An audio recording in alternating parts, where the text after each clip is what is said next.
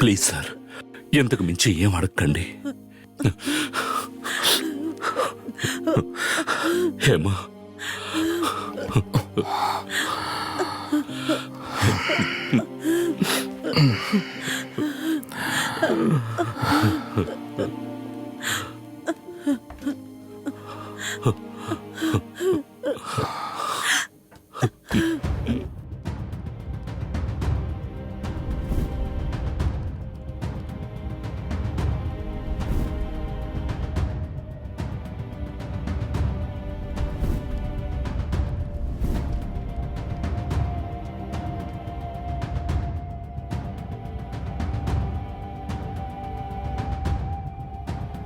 Sir, food delivery man మాట్లాడుతున్నాను. ఈ వీధి చివరిలోనే ఉన్నాను సార్. హలో సార్, మేము SBI క్రెడిట్ కార్డ్ నుండి కాల్ చేస్తున్నాం. మీ కార్డులోని 16 నెంబర్. హాదవా, నువ్వు ఇప్పుడు ఎక్కడున్నావు? నీకేంటి సమస్య ఇప్పుడు?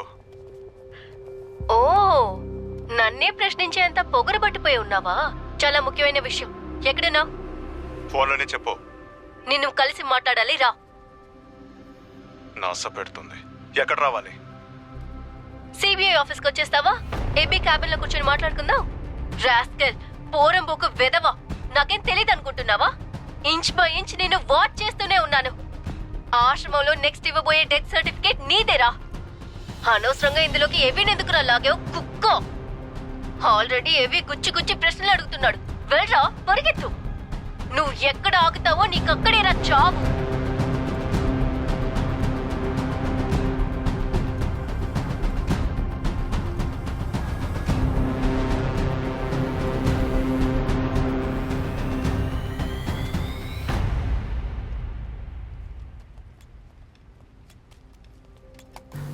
అన్నయ్య, ఇది యాదవ్తో పూర్తవలేదు. చెప్పాలంటే కష్టంగానే ఉంది. డాక్టర్ నందిని ఇందులో ఇంక్లూడ్ అవడమే చిరాగ్గా ఉంది. అన్నయ్య, ఆదవ్ని పట్టుకుంటేనే ఈ సమస్యకి పరిష్కారం ఉంటుంది. ఇప్పటికీ మనకి ఆదవంతో పని లేదు. ఈ గురించి మనం నందిని ఫాలో అవ్వాలి. తర్వాత ఆదవాన్ని గంట పట్టుకుందాం.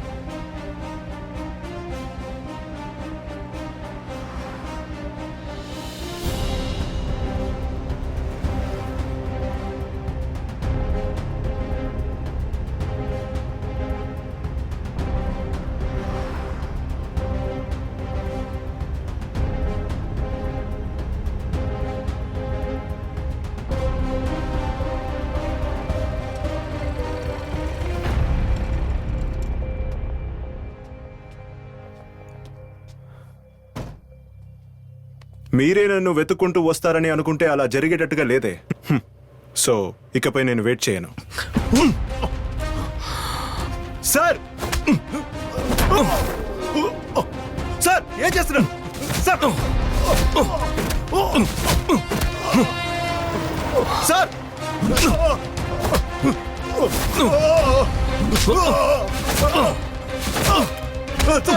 సార్, సార్, చెప్పేది వినండి సార్.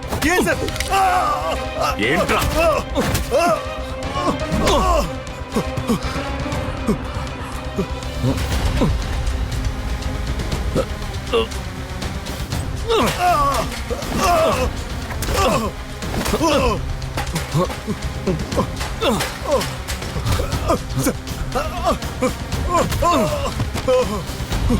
సార్ సార్ వద్దు సార్ సార్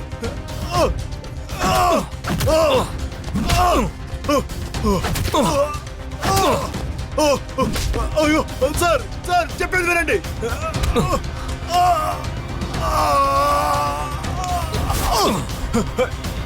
చెప్పేది వినవయ్యా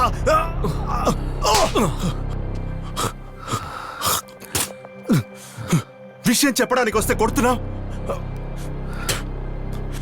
ఇన్ని రోజులు నేను చేసిన దానికి ఈ రోజే ఫలం తగ్గుతుంది ఆ రోజు నేను దాన్ని మీట్ చేసి ఉండకూడదు నేను చేయాల్సిన పాపాల్ని నేనే నా చేతులారా తీసుకున్నాను ఆ దినాన్ని నేను ఎప్పుడు మర్చిపోను ఇది బిజినెస్ ఆదవన్.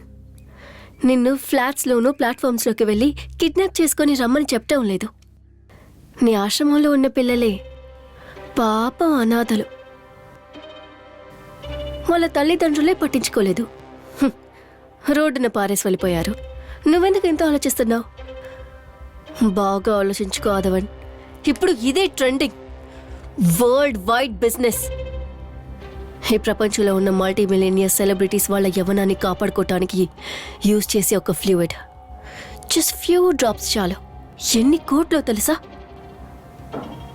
డాలర్స్లలో కోట్లలో డబ్బులు పెట్టుకున్న వాళ్ళు, ఆ డబ్బుతో వాళ్ళు కొనలేని ఒకే ఒక్క విషయం యవ్వనం మాత్రమే. ఇదే మన బిజినెస్. దాన్ని మనమిద్దాం. బాడీలో ఉన్న ఆర్గన్స్ని తీసి అమ్మటం అంతా చాలా ఓల్డ్ నాన్న. ఆ పని చేయడానికి మనం మటన్ షాప్లో పనిచేస్తున్నావా ఏంటి? Understand that Aadhavan. ఒక వయసు కన్నా తక్కువ ఉన్న వాళ్ళ దగ్గర మాత్రమే అది దొరుకుతుంది. అందుకే నేను నిన్ను చూస్ చేశాను. నేను చెప్పింది మాత్రం చేయి, మిగతాదంతా గాడ్ విన్ చూసుకుంటాడు.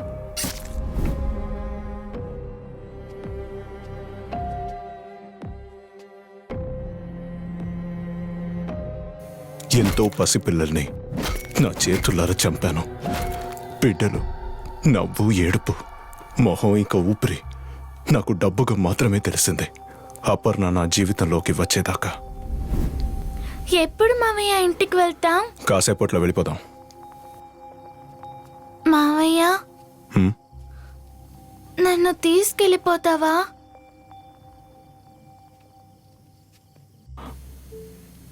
వెళ్ళిపోదాం బంగారం. ఎందుకంటే ఏడుస్తున్నావు? కావాలంటే నన్ను చంపేయి మావయ్య. మా నాన్నే నన్ను తీసుకొచ్చి అనాథని చెప్పి వదిలేసి వెళ్ళిపోయారు. నాకు అమ్మ కావాలని నేను ఒంటరిగా కూర్చొని ఆ దేవుడి దగ్గర కోరుకున్నాను.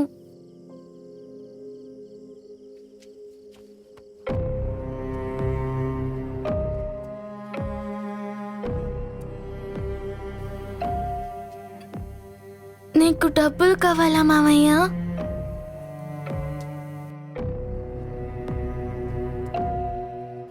నన్ను ఏం అడగద్దు. ఒకే ఒక్కటి మావయ్య, నేను చనిపోక ముందు నన్ను ఒకే ఒకసారి ఎత్తుకుంటావా?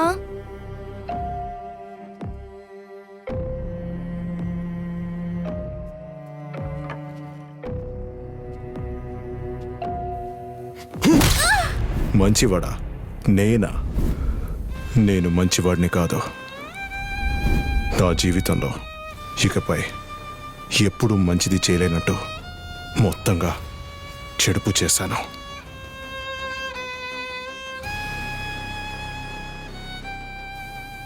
అపర్ణ నా లోపల ఉన్న అపరాధాన్ని ఫీల్ చేసేలా చేసింది.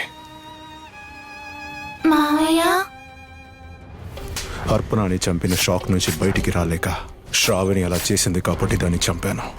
తర్వాతనే నిర్ణయం తీసుకున్నాను, ఈ విషయంలో సంబంధం ఉన్న ఎవరిని వదిలిపెట్టకూడదని.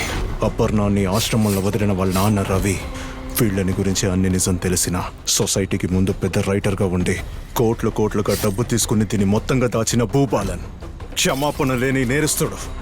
అలాగే వీటికి సంబంధించిన ఈ కేసునైతే ఏమీ లేనట్టు చేసిన ఇన్స్పెక్టర్ సుందర్. ఇందులో ఒకడిని ప్రాణంతో వదిలేసి నేను జైలుకు పోవటం వల్ల, ఇక చావటం వల్ల ఏంటి అర్థం ఉండబోతుంది? అర్థం లేకపోయినా నా జీవితంలో ఇకపై